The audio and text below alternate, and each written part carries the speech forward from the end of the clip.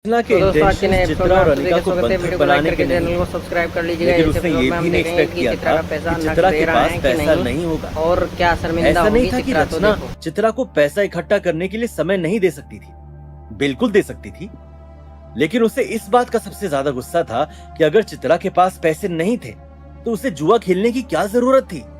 रचना के हिसाब से उसे चित्रा को सबक सिखाना चाहिए, और अब चूंकि उसका भतीजा वैभव भी वहां आ गया है तो रचना और भी ज्यादा चौड़ी हो गई है और ऑर्डर दे चुकी थी कि चित्रा और अनिका को बंधक बना लिया जाए। नहीं, तुम मेरी बेटी को हाथ नहीं लगा सकते। तुरंत ही चित्रा ने हाथ आगे बढ़ाते हुए अनिका को शेखावत परिवार के लोगों से बचाने की कोशिश की। मेरी बेटी इंजर्ड है, अगर तुम लोगों ने उसे हाथ लगाया तो उसकी इंजरीज और भी ज्यादा सीरियस हो सकती हैं। भाड़ में जाओ। वैभव ने धक्का देते हुए चित्रा को अनिका से अलग कर दिया। तभी अचानक से वार्ड में एक कड़क आवाज सुनाई दी, रुको, ये सब क्या चल रहा है? जैसे ही नक्श के कदम उस वार्ड के अंदर बढ़े, वैसे ही शेखावत परिवार के मेंबर्स एकाएक स्टंड रह गए थे।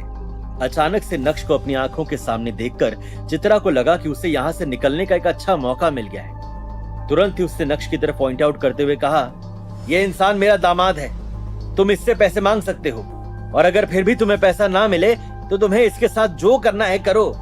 अगर तुम इसे मार भी डालोगे तो भी हमें कोई फर्क नहीं पड़ेगा। तुम्हारा दामाद कौन है वो जो मुझे पैसा? वैभव के मुंह से सारे शब्द भी बाहर नहीं निकल पाए जब उसने पीछे मुड़कर नक्श को देखा। वो पूरी तरह से शॉक्ड हो गया था। सर? शॉक्ड होते हुए वैभव जोर से चिल्लाया। अचानक से उसे कुछ याद आया। चित्रा हमारे सर को दामाद कह रही हैं, यानी हम जिस औरत को यहाँ से उठा रहे हैं वो सर की वदफ। जैसे ही वैभव के मन में ये ख्याल आया, वैसे ही उसके माथे पर पसीना आ गया था। तुम लोग यहाँ हॉस्पिटल में क्या कर रहे हो? चौंकते हुए नक्श ने पूछा। उसका अंदाज बेहद कड़क था। उसी समय वो सभी लोग सदमे से बाहर आ गए थे और नक्श के सामने नील डाउन करते हुए उसे ग्रीट करने वाले ही थे कि तभी अचानक से नक्श ने अपना हाथ हिलाते हुए उन्हें वो करने से रोका और कठोर अंदाज में बोला, पहले मुझे ये बताओ कि यहाँ चल क्या रहा है? ज्यादा कुछ नहीं सर, वो सुबह से थोड़ी तबीयत खराब लग रही थी, इसलिए यहाँ चेकअप कराने आया, गलती से इस वार्ड में आ गया।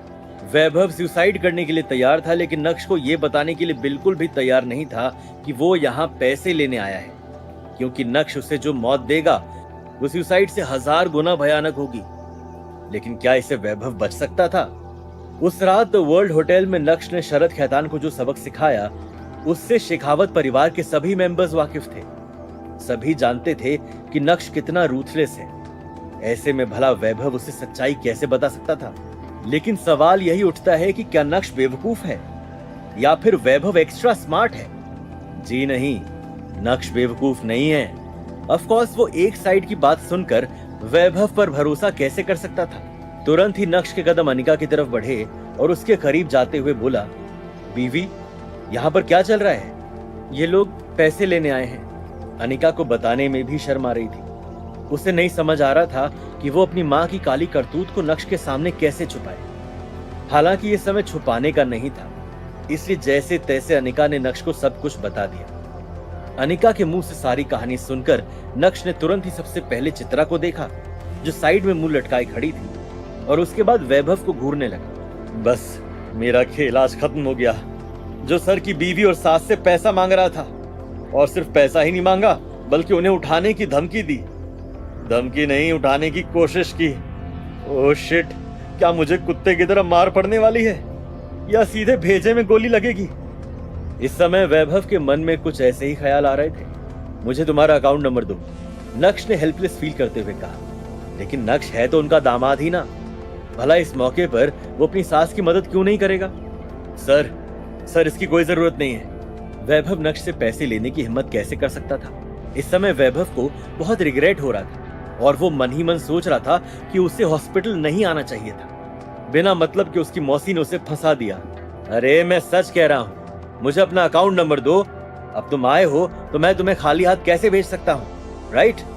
नक्श भी अंदर ही अंदर स्पीचलेस था। नक्श चाहता तो उसे पैसे देने की कोई जरूरत नहीं थी, लेकिन कुछ करोड़ रुपए से नक्श का भी कुछ बिगड़ने वाला नहीं था। ऊपर से नक्श शेखावत परिवार का मेन सिक्योरिटी इंचार्ज था। अगर उसने पैसा नहीं दिया तो उसके सबऑर्डिनेट्स उसके बारे में क्या सोचेंगे?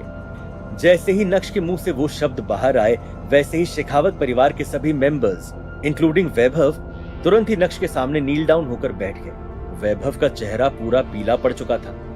सर हिलाते हुए उसने कहा, मिस्टर नक्श, क्या आप मेरी जान लेने का सोच रहे हैं? मुझे लगता है कि मैंने जो गलती की है उसके बाद में आपको मुझे छोड़ना नहीं चाहिए। ये बोलने के बाद वैभव ने अपना सर नीचे झुका लिया था। जैसे ही वैभव ने अपनी बात खत्म की, वैसे ही पूरे वार्ड में सन्नाटा पसर गया। रचना, चित्रा, अनिका और बाकी के सभी लोग शॉक्ड रह गए। चित्रा को तो चक्कर आने लगे थे। उसे अपनी आंखों पर यकीन नहीं हो रहा था। कहीं वो सपना तो नहीं देख रही थी? ये सब क्या चल रहा है? इतने हट्टे कट्टे लोग एक यूजलेस दामाद से डर गए और वो सब उससे सर सर कहकर क्यों बुला रहे हैं? ये सब सोचकर रचना को भी कुछ समझ नहीं आ रहा था। जब से वैभव ने शेखावत परिवार को ज्वाइन किया, उसने हमेशा रचना के कई सारे मैटर्स को सॉल्व करने में उसकी मदद की थी। लेकिन आज जो रचना अपनी आंखों से देख रही थी, ऐसा एक्सपीरियंस उसने पहले कभी नहीं किया था। वैभव, मेरी बात सुनो, नक्श ने चित्रा की तरफ पॉइंट आउट करते हुए कहा। वो मेरी मम्मी जी हैं। अगर उन्होंने तुम्हारी मौसी से पैसा लिया है तो मैं बस उसे चुका रहा हूं। ये मामला लेन देन का है ना? नहीं नहीं नहीं, मैं सर से एक फूटी कौड़ी नहीं ले सकता। मुझे आपसे एक पैसा नहीं चाहिए। अगर मुझे पता होता कि यह मैटर आपके परिवार से जुड़ा है तो मैं यहाँ आने की गलती कभी नहीं करता। वैभव की शक्ल देखकर ऐसा लग रहा था जैसे मानो वो अभी रो पड़ेगा। अनिका, जो हॉस्पिटल के बेड पर लेटी थी, वैभव की बात सुनकर उसकी आंखें और भी बड़ी हो गई और वो शॉक्ड होते हुए नक्श को देखने लगी। वो ये समझने की कोशिश कर रही थी कि उसके पति ने पता नहीं उससे और क्या क्या छुपा रखा है। क्या तुम मेरी बात समझने की कोशिश करोगे? मैं सीरियस हूं और तुमसे कोई मजाक नहीं कर रहा हूं। नक्श हेल्पलेसली वैभव को समझाने की कोशिश कर रहा था और दूसरी तरफ वैभव डर के मारे मानने का नाम नहीं ले रहा था। सर, मुझे फर्क नहीं पड़ता कि आप सीरियस हैं या नहीं, बस मैं आपसे पैसा नहीं ले सकता। अब आपको मेरे साथ जो करना है करिए, लेकिन मेरा ये फैसला बदलने वाला नहीं है। ये बोलते हुए वैभव फिर से नक्श के सामने झुक गया। तुम्हें हो क्या गया वैभव?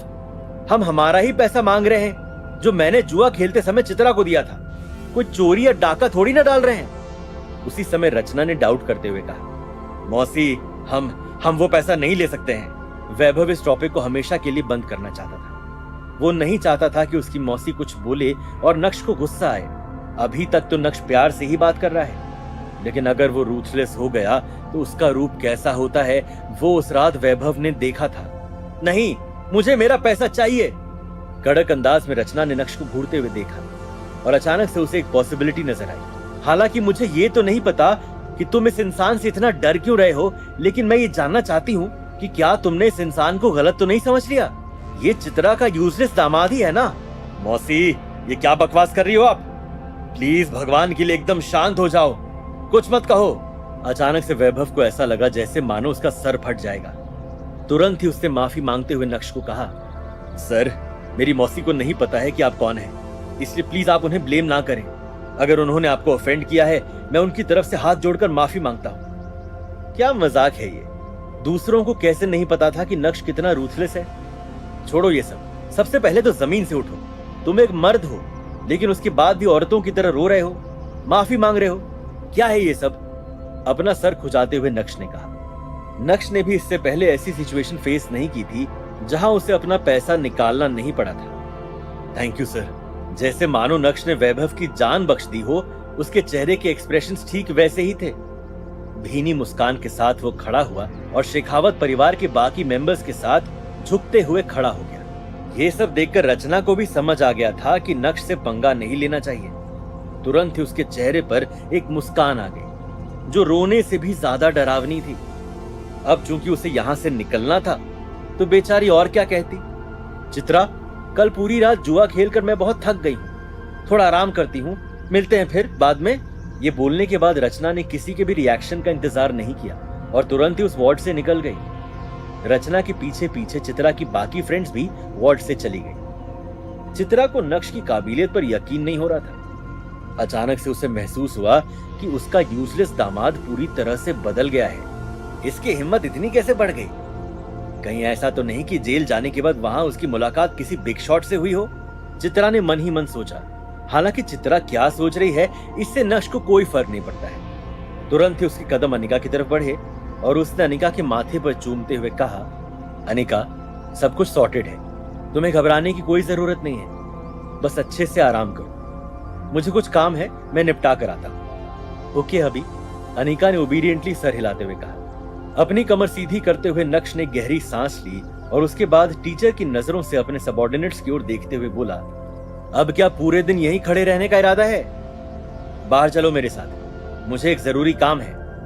ये बोलते हुए नक्श वार्ड से बाहर चला गया। नक्श के पीछे पीछे वैभव और उसकी पूरी पलटन भी बाहर निकल गई थी। वैभव, मैं चाहता हूं कि तुम कुछ आदमियों को लेकर नवसारी जाओ। मुझे खैतान परिवार के बारे में एक इंफॉर्मेशन चाहिए। सीढ़ियों के पास खड़े होकर नक्श ने कड़क अंदाज में कहा, सर, क्या आप उसी खैतान परिवार की बात कर रहे हैं जिनका नवसारी में टेक्सटाइल्स का बिजनेस है? विमल खैतान ग्रुप? नक्श के दूसरे सबऑर्डिनेट ने सरप्राइज होते हुए कहा। उस दिन जब नक्श ने शरद खैतान को सबक सिखाया तब ये भाई साहब वहां मौजूद नहीं थे, इसलिए वो खैतान परिवार के बारे में रिकन्फर्म कर रहा था। हाँ, क्या तुम उनके बारे में जानते हो? हल्का चौंकते हुए नक्श ने पूछा। सर, मैं पिछले 5 साल से शेखावत परिवार के साथ काम कर रहा हूं। खैतान परिवार को बहुत अच्छे से जानता हूं। पहले वो भी शेखावत परिवार से जुड़े हुए थे, लेकिन आंतरिक रिश्तों में आई दरार के चलते उन्होंने शेखावत परिवार से रिश्ता तोड़ दिया। हालांकि वो लोग बहुत ताकतवर हैं, लेकिन शेखावत परिवार के सामने कुछ नहीं है। बट जोक्स अपार्ट सर, ताकत के मामले में वो भी कम नहीं है।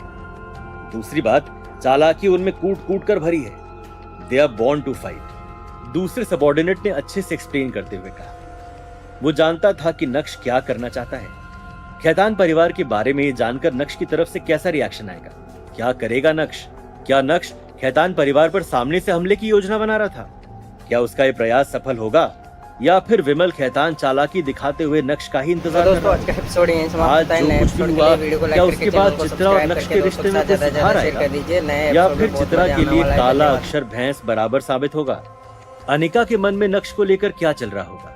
धीरे धीरे जब आगे अनिका को नक्श का असली चेहरा देखने को मिलेगा